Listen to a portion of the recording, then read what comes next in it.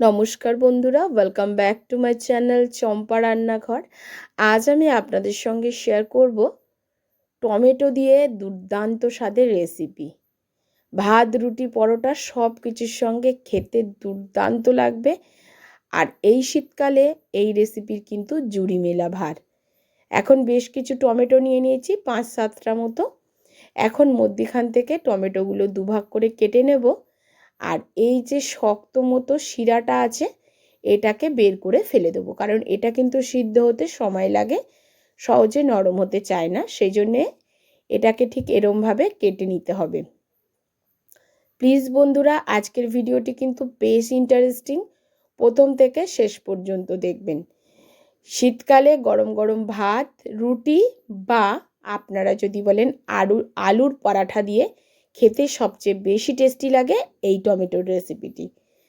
এখন টমেটোগুলো সব কেটে নেওয়া হয়ে গেছে, কড়া বসিয়ে দিয়েছি। কড়ার মধ্যে 1 চামচ মতো সর্ষের তেল দিয়ে দিয়েছি। তেলের মধ্যে প্রথমে আমি 4টে শুকনো লঙ্কাকে একটু মচমচে করে ভেজে নিচ্ছি। এই রান্নায় খুব বেশি তেলের প্রয়োজন নেই, খুব বেশি মশলারও প্রয়োজন নেই। এখন শুকনো লঙ্কাগুলো ভেজে তুলে নেওয়ার পর যে তেল আছে সেই তেলের মধ্যেই আমি দিয়ে দিচ্ছি 8 থেকে 10 কোয়া রসুন, তবে রসুনগুলো একটু ছোট ছোট কোয়া ছিল। আর দিয়ে দিচ্ছি একটা বড় সাইজের পেঁয়াজ কুচি।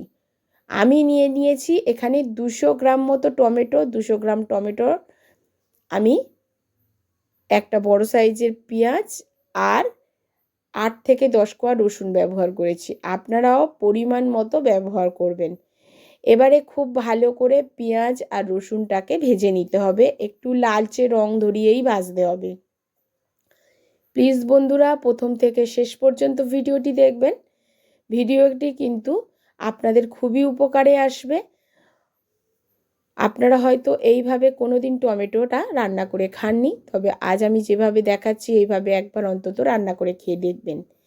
এখন রসুন আর পেঁয়াজটা ভাজা হয়ে গেছে, তবে রসুনটা এখানে কুচি কুচি করে কেটেও আপনারা ভেজে নিতে পারেন, তবে গোটা থাকলে খেতে আরও বেশি ভালো লাগে।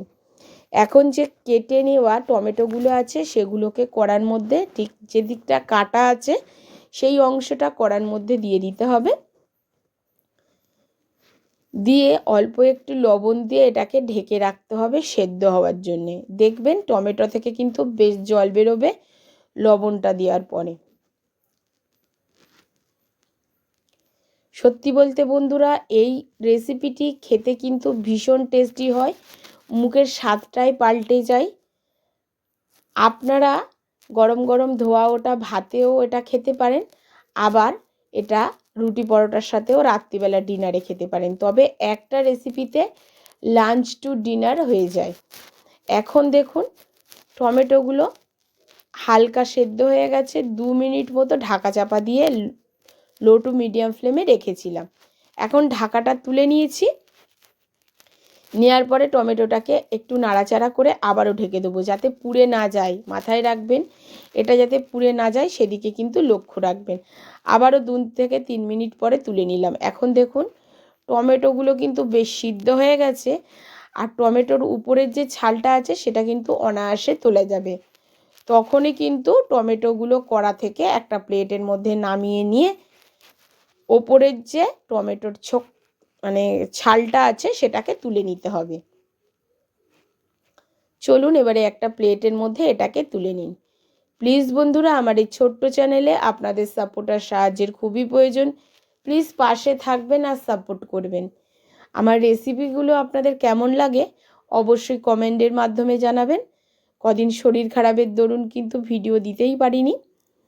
তো একটা প্লেটের মধ্যে তুলে নিলাম। এখন একটু ঠান্ডা করে খোসাগুলো তুলে নিচ্ছি। এই খোসাগুলো গালে পড়লে খেতে বাজে লাগবে, সেই জন্য তুলে নিচ্ছি। আপনারা চাইলে খোসা সমেতও রাখতে পারেন।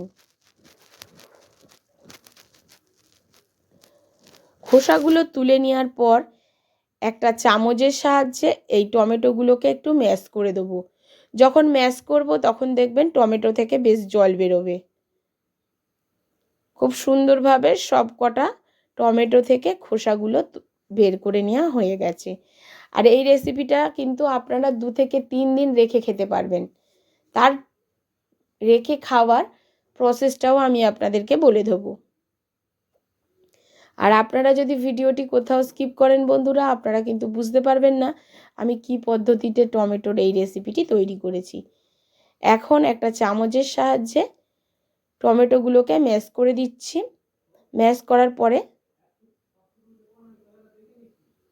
দেখুন কতটা জল বেরোচ্ছে টমেটো থেকে।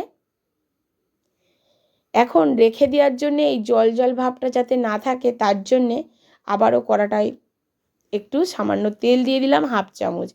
এবারে এর মধ্যে দিয়ে দিতে হবে কালো জিরে ফোড়ন। অবশ্যই এই কালো জিরে ফোড়নটা দেবেন। দিয়ে একটু নাড়াচাড়া করে যখন কালো জিরে থেকে একটা সুন্দর গন্ধ বেরোবে তখন পেঁয়াজ ভাজা, রসুন ভাজা আর টমেটোটাকে দিয়ে দিতে হবে। এই টমেটো থেকে যে জলটা বেরোচ্ছে এই জলটাকে খুব ভালো করে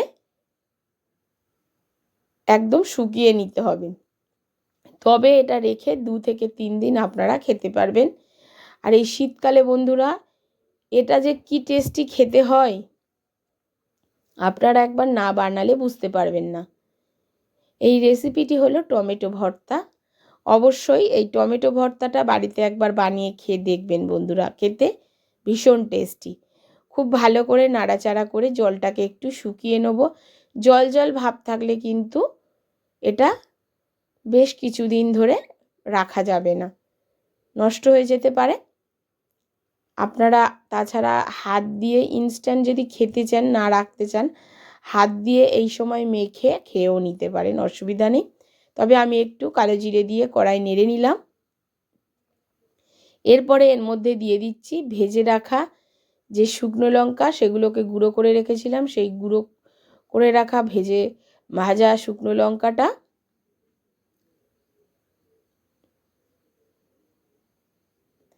এবারে দিয়ে দেবো বেশ কিছু কাঁচা লঙ্কা কুচি।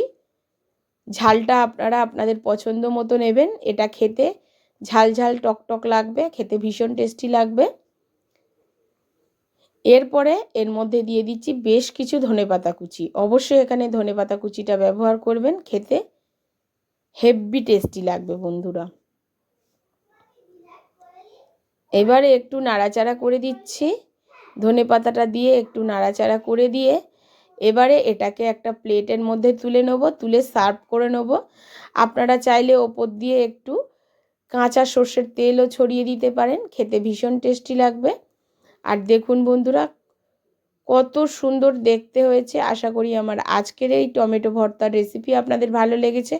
যদি ভালো লাগে অবশ্যই একটা লাইক করবেন, শেয়ার করবেন আর কমেন্ট করে জানাতে ভুলবেন না আপনি কোথা থেকে আমার ভিডিওটি দেখছেন। নমস্কার বন্ধুরা, সুস্থ থাকবেন আর ভালো থাকবেন।